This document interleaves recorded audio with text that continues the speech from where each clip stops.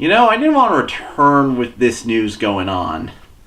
I had other plans. One day I'll work on that John Constantine video I wanted to do. One day. But some things take precedent and some things take time. And in this case, there's one person we gotta talk about. Stan Lee. He died a week ago from the time I'm recording this video. And Stan Lee is going to be interesting to talk about. So let's get started, because there's a whole lot to talk about. Not just the good he did, also the bad, and also his legacy. Let's go on a journey to celebrate and remember, he's just a man.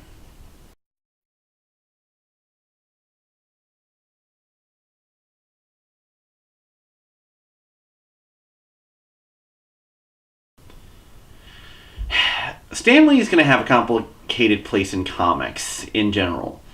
From a writing perspective, an editorial perspective, everything. Like, Stan Lee, for his part, has created an image of kind of like the friendly old man of comics. And he was that to an extent. But to say that he was always a good person is oversimplifying everything. Because we gotta talk about two people in this story to kind of get a good idea of who Jack Kirby is. And Stan Lee. We gotta talk about the relationship between Stan Lee, Jack Kirby, and Steve Ditko. I'll start with Steve Ditko first, because Steve Ditko also died this year. The two creators of Spider-Man, both dead within the same year. What a world. So Steve Ditko is kind of hard to talk about on a couple of occasions because, again, he was heavily into the ejectivist philosophy. Now, this is one of those things of will always color any perception of his work. And let me put it this way, Steve Ditko is one of the most amazing artists to ever grace the comics medium. That should never be forgotten. But to say that he had his own ideas on how he wanted to do things that might not have gelled with Spider-Man is saying a lot. One of the big problems with Stan Lee is how much, Stan Lee took credit for everything. And he definitely took credit for Spider-Man. Spider-Man brought Stan Lee so much success. Basically, Stan Lee did what not a lot of people could in comics. He created a second Superman. And I'm not saying that Spider-Man is Superman, besides the fact that they wear blue and they both wear red and blue. They both work at a newspaper organization. Wait a minute. Okay, now in all seriousness, he created someone as popular as Superman. He created the most defining comic book hero probably ever. If you think it's Batman, everybody rips off from Spider-Man now. And I mean everybody. The idea that a secret identity can cause problems for superheroes is purely a Spider-Man innovation. And Stan needs all the credit he can get, because let me put it this way. One thing you can be argued with Stan is that he really put focus on writing talent in comics. Let me put it this way. Comics is a visual medium. It's mostly focused on artists. Writers are important too. And throughout comics history, it's kind of swayed back and forth who's important at what junction. Sometimes artists are more important, sometimes writers are more important. If you want to get a good idea of when artists were important, the 90s. Yeah, that era, artists all the time. Stan Lee was the first of his type to really put the writer first. And in all seriousness, Stan Lee was one of the first creators to actually credit himself and other people working on a comic. Back in the day, not a lot of people were credited. And that's also a problem with Stan Lee. How much credit does he deserve? Because that's the big rug here. How much credit he does.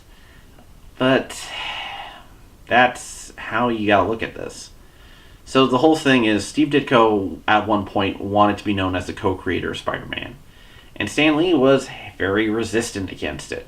Probably because on some level, Stan Lee wrote a lot of Spider-Man into himself.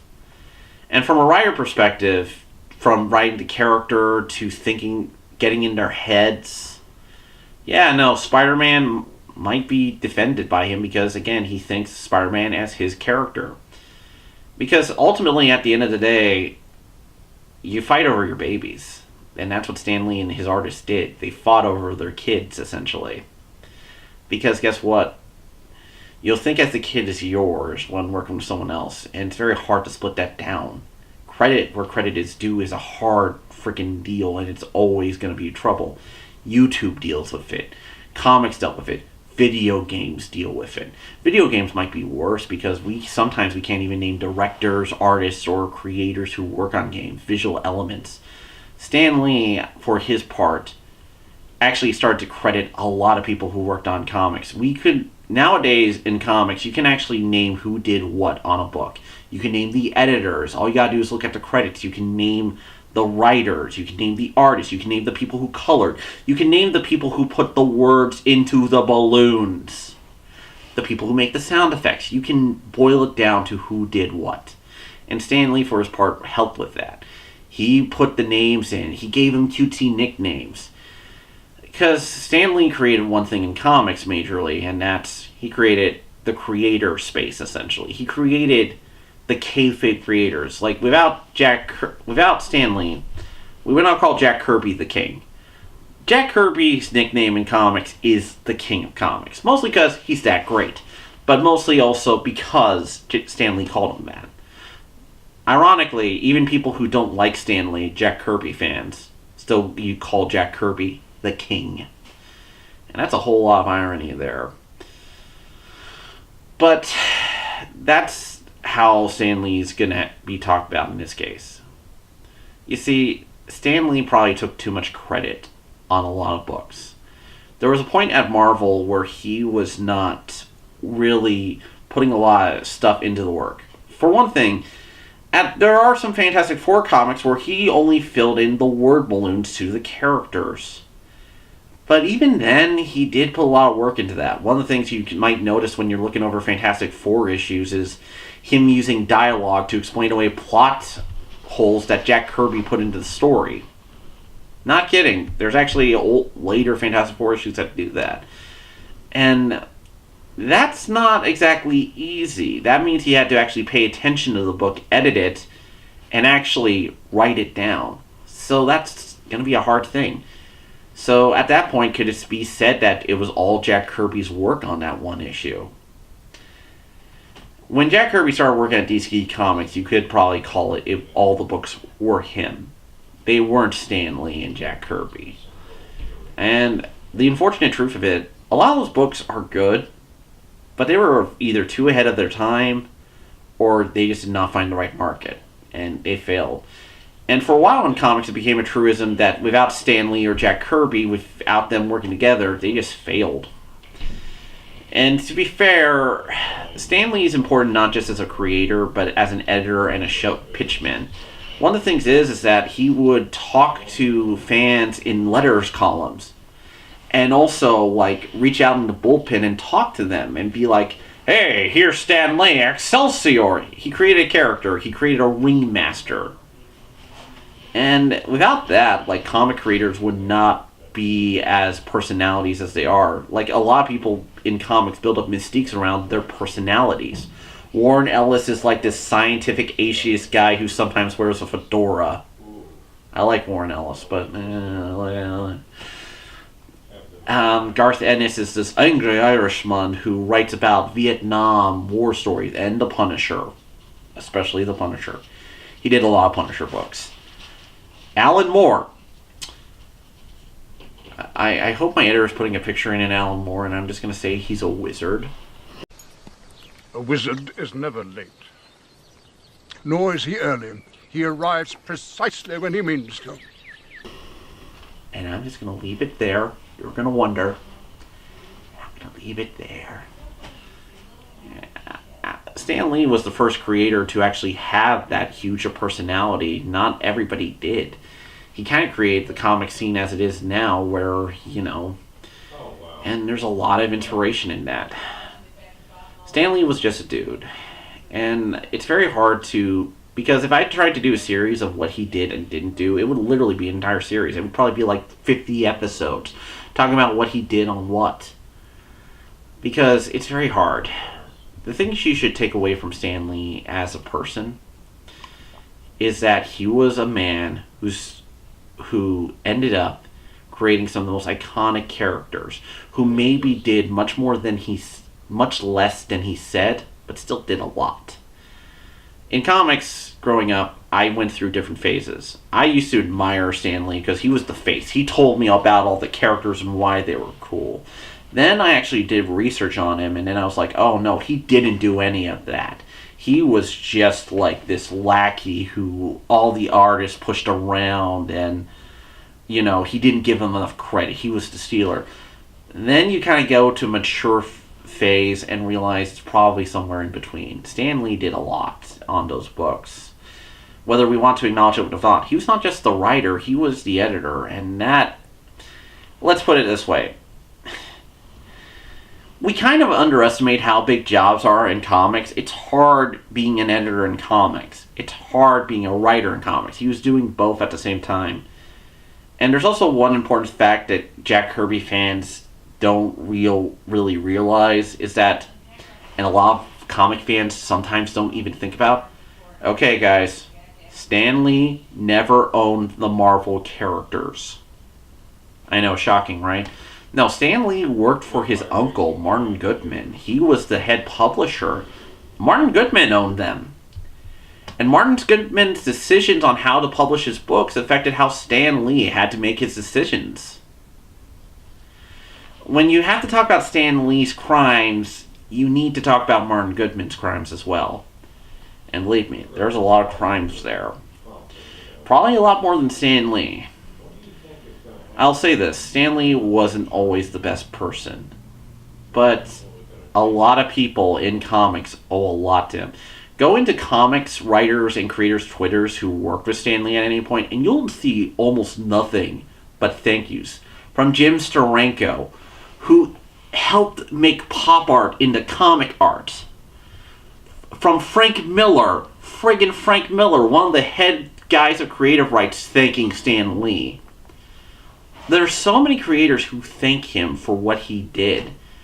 And as much as I hate to say it, the Jack Kirby stuff is complex. And sometimes maybe Jack Kirby wasn't the best. My favorite conspiracy surrounding Jack Kirby is that Jack Kirby actually created Spider-Man. It's actually kind of dumb, if I'm being honest. I'll boil it down to Jack Kirby came up with Spider-Man and Stan Lee said no. And then Stan Lee got Steve Ditko to come up with something else. And at that point, it's like, since Stan Lee and Steve Ditko collaborated to create Spider-Man, maybe Jack Kirby helped. But the Spider-Man we have now, the lanky, spindly character, was probably a product of Ditko. Ultimately, and I can't believe that conspiracy, no matter how many people tell me it's true. Look, Jack Kirby was a great guy, but not everything was probably true, and sometimes, well, when you fight for something, you can get blinded by your own personal battles, you being the good guy. And Jack Kirby was a fucking great guy. But sometimes you gotta go look at a situation and say, maybe that didn't happen. Or at least maybe it can be interpreted differently. So, my opinion on Stan Lee, he did a lot for comics. Probably not as much as we think. But even if I did, I can't talk about comics history without him. I'm gonna miss what he brought to comics. I'm gonna miss the personality he brought to comics. No Marvel editor has really brought that level of personality ever. No editor at DC, no editor at Image, no other editor brought that personality. He made comics fun. He made comics accessible to a lot of people. You can see people who aren't comics fans mourning his death. And I gotta say, that's enough said. Or is it? Because I gotta change topics a little bit here. This is gonna sound weird, Let's talk about a recent controversy at the recording of this video. Bill Maher. I never liked Bill Maher that much. I agreed with some of his rants before. I've never been like the biggest hardcore anti-religious dude ever. He has. But his rant about Stan Lee is so wrong-headed and dumb, I can't even take it as a good trolling attempt. Because the Stan Lee thing he did was trying to connect that people read comics. People who read comics are dumb. And so, that dumbness got Trump elected. Okay, let's talk about this, because this is... So, whatever you think of comics, he tried to make it like comics were this back when he was a kid. First of all, that was back when you were a kid, you old goddamn man. Second, and I'm sorry, comics fans, not a lot of people read comics anymore. If you look at sales charts, we're lucky if we get 100,000 readers. Like, plenty of people probably read graphic novels, comics. I'm sure a lot of people do, who might not be consistent fans, and that's fine. But to say that comics are so big a minority that they got Trump elected is kind of funny on itself. It's one of those ideas that is such stupid troll logic, it doesn't make sense. And to be fair, comics were big money back in the day when he was young. Charles Schultz was a relatively well-off guy for making Snoopy comic strips. And you know how many people mourned him. I'm just saying that Bill Maher's attempt to say that, like, getting Trump elected was because of comic book fans and stuff like that and how dumb we are. He had one point, but it wasn't even that good. We got Trump elected because we're all man babies. I'm sorry, but man babies don't make it that much a significant population, and neither do comic book fans nowadays, unfortunately. If I could... He might have had a point if this was the mid-90s, but it's not. Comics owe a lot to Stan Lee, and I'm sorry that people are crying over that the creator of Spider-Man's dead. But Spider-Man inspires a lot of people. Heck, a lot of... You know how many Spider-Man stories I read after a bad day and just are like, I need someone to relate to? Or one of my friends relates to the Incredible Hulk because of his rage. He created characters that spoke to people who can make them feel good about after a bad day. Hell, his comedy may have made Bill Maher's comedy might have made some people happy too after a bad day. Ultimately, people should be allowed to mourn how they want to mourn. If he was going to make fun of Stan Lee, couldn't you just made fun of him as the cameo guy? Like, I don't mind you're making fun of Stan Lee, do that. But for God's sake, do it at least with, like, correct information. God damn it. Well, whatever you want to say about Stan Lee at the end of the day, remember this. Do your own research. Try and figure out where you stand on Stan Lee. And I'll say this, for what it's worth, and I've read a lot of books on Stan Lee and Marvel from different perspectives. And it's never going to be easy. But the best way to look at it was Stan Lee was a person who probably helped create a lot of good books. And that's what will be said here. Excelsior, people.